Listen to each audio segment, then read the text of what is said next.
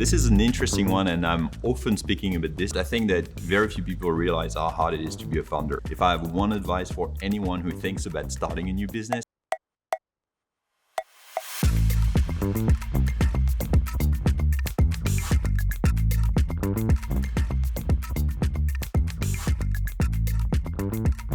Hi everyone, I'm Alex. I'm the co-founder and CEO of Upflow. We started Upflow in 2018 with Hexa. All right, this is the first question. What's your go-to way of explaining Upflow to people? We're quite lucky at Upflow because we do something that is really simple. We help B2B companies get paid. It's as simple as that. A lot of companies today, back in 2018, back in 2017, and still today, a lot of B2B companies struggle to get paid by their customers. So what we do is very simple. We build technology to help finance and business teams get paid by the customers in a much better way. It feels simple from a product and kind of like building perspective. It was much more complex than this, but the idea and the value that we provide to users is actually quite simple to understand. What was the aha moment that led to the idea of Upflow? This is an interesting one, and I'm often speaking about this because this is about the long-term vision we have with Upflow is actually starting from this aha moment. Initially, I started working on an idea that was not related to Upflow. For 6 months, I worked on a project that was about financing small companies. We wanted to be able to lend them short-term loans, short-term money, so that they could finance their growth. And whenever we went to interview potential users about this short-term financing and asking them about this, they all came back with the same answer. And this answer was about, we need to borrow short-term money because we can't get paid on time by our customers. And this is what led to kind of like going down the line of understanding why people can't get paid on time in 2018, when it seems so easy in the consumer world to get paid or to actually pay your vendors. And we went down that line and realized that most of the problem was actually not in getting the financing, but actually getting paid on time by your customers. And that's why we had this very interesting moment at some point to say, look, instead of trying to finance potential customers, let's try to help them get paid on time. If we manage to do this well, then we will be in a better position to finance them long term. Next one. What was more difficult for you, raising your Series A or entering the US market? So just a bit of background, we raised our Series A in 2021 and we raised a pretty significant Series A, which was 15 million US dollars. And we entered the US market after that on the basis of that financing. And it's interesting because this crazy amount of $15 million feels like this was really hard to raise the Series A. In fact, this was the exact opposite. We raised the Series A at a moment where the market was kind of crazy. Everyone wanted to invest in a lot of startups. We had good traction and we were very happy about this. And we actually raised the Series A in only a couple of weeks. This was the time when we got a term sheet in only 2 weeks, and then we closed the deal in only a few months. At that time, this was still quite crazy. The team was only 13 people. We raised 15 million to supercharge our growth, expand in the US. And when we did that so easily, we thought that the rest of the journey would also be really easy. In fact, entering the US was actually really hard. It was physically hard to get into the US at that time because this was still COVID time. We could not even travel. And we made a few mistakes on the way. One of them was actually trying to open an office in the US without being in the US myself as a co-founder, which was really, really hard. And over time, we had a lot of setbacks on getting the GTM right, realizing that our product was not really at the level that was needed by the market, understanding like how to hire in this market, understanding how to sell our product. This felt much, much harder than raising the money. And in general, I would say that the GTM of your company and how you sell your product, how you build the right product for the right market is usually much, much harder than raising money. And if you have the right product and the right market, it becomes quite easy to raise the money. Oh, that's an interesting one. How different was it trying to sell your product in the US versus Europe? So as I said, we expanded Upflow outside of Europe quite quickly. Actually, most of our revenues and users are currently in the US. Selling in Europe and selling in the US was actually really, really different. It's not only about a different location, and there's a obviously big time difference, and like a lot of things that make it very different from selling in the US as opposed to Europe. And it's not only about languages, it's also about like how people buy software in the US. The one thing that I would remember, and I think this is the one thing that I would like to share for any founder that is going to the US, is that people in the US buy with a much more focus on the ROI. They are very interested in the performance of their investments and trying to understand, if I spend the money on this specific software or technology, how much am I going to return to my business thanks to this? And for us at Upflow, this really made us change the product so that our product can really show this and showing the ROI in the approach, as opposed to something that was probably more basic that we had in Europe. So this question is about the hardest thing you've ever had to do as a founder. There's a million things coming to my mind because I feel that building a company is actually really, really hard. The one thing that I think has been the hardest for me on the journey for Upflow was actually the fact of like having to part ways with team members for the first time. And it's, in retrospect, not the biggest thing we had to do.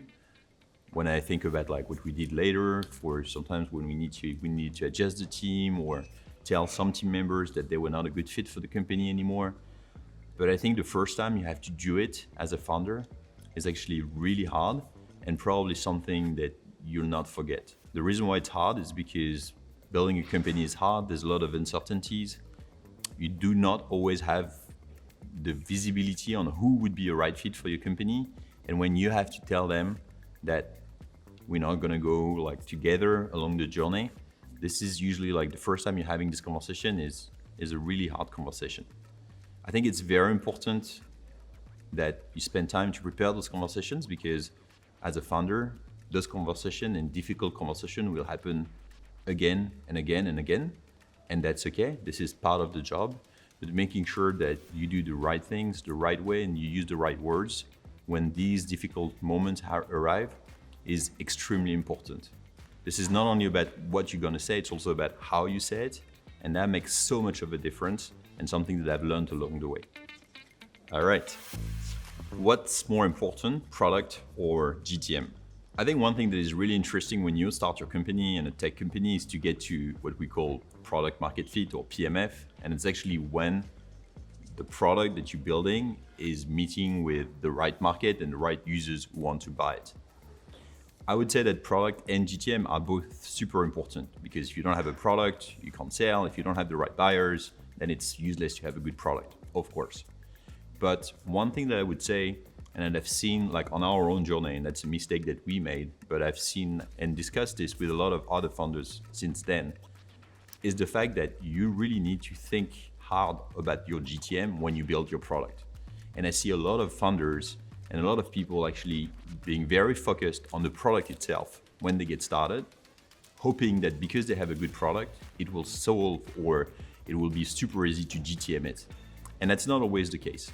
And there's been a lot of very good examples of companies where the product is the exact same as something that already exists, but is GTM'd in a different way. I would really give the advice to founders to really think about this GTM when they start, even if they haven't started to sell their product. Thinking about the pricing, thinking about like how competitors in the space or peers in the space distribute the product, who they sell to, what is the price point. It's very, very important. For us, we felt that like we lost a bit of time at the beginning of Upflow by not understanding who would be our ideal customer, for example. And once we've had this job and focus on making sure that like we've identified this right customer for our product, this really helped. All right. That's an interesting one. How do you make sure you stay sane as a founder? First, I think that very few people realize how hard it is to be a founder. There's always this kind of vision that founders are over-optimistic. We, as our job is to always like share the good news, get everyone motivated. And you can sometimes get this feeling that everything is perfect, everything is going well. And it's very rare for a founder to actually complain about the situation and complain in front of the teams. The reality is that when you're a founder, even if you have co-founders, you're always quite lonely. When you have problems, it's very hard to kind of like find the right people to talk about those problems. And I would really suggest to stay sane and making sure that like you can keep and enjoying the journey as you go. That first, you take some time off. This is something that has been extremely important for me to take a step back on the business. It's hard to fully disconnect. Some people can do it, I just can't. But even just being outside of the business, outside of the flow of the office, the meetings and everything helps me a lot in not only staying sane, but also making the right decision for the business. I would also highly encourage founders to find people around them that can really help them and be as a sounding board who do not have a vested interest in your business.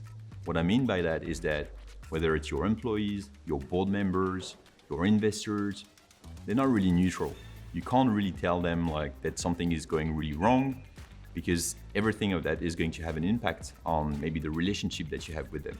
So having someone that is really neutral, such as a coach, is something that can really help in doing this business. Can be a coach, can be another founder. What is really important is that you know that you can reach out to them at any point in time and being very transparent about it. What advice would you give to someone on the fence about starting their company? So we're founders, we've all been there, we've all been wondering, when am I going to jump? And when am I going to jump in this new project of starting my company? In my previous life, I've worked for 10 years before starting my own business, and I was always worried about not being ready to start my own business. If I have one advice for anyone who thinks about starting a new business, I would say one thing: just do it. Because you will never be ready to run a business. And I think that like if you feel that you have this inner feeling that you want to be an entrepreneur, that you want to get started on building something, just do it, because the only way to learn is by doing it. There is no other way. Some people are not meant to be founders. You will also find out quickly, but the only way to test it is to actually jump on it. So there's a lot of excuses to not start your own business, because you wait for the next year, you wait for the next bonus, you wait for the next promotion, you wait for the right co-founder, the right idea. Don't do it, just get started, because this is really how you're going to figure out how to build, how to get started, and that's the most important. And you will see that like you will learn along the way. So that's my advice on this one. This is the last question. What is the most unexpected joy you found in being a founder, and why? I think one thing that I found really interesting, and I'm super grateful for building this company, is welcoming the unexpected of where you're gonna go and what you are going to build. A typical example would be the team.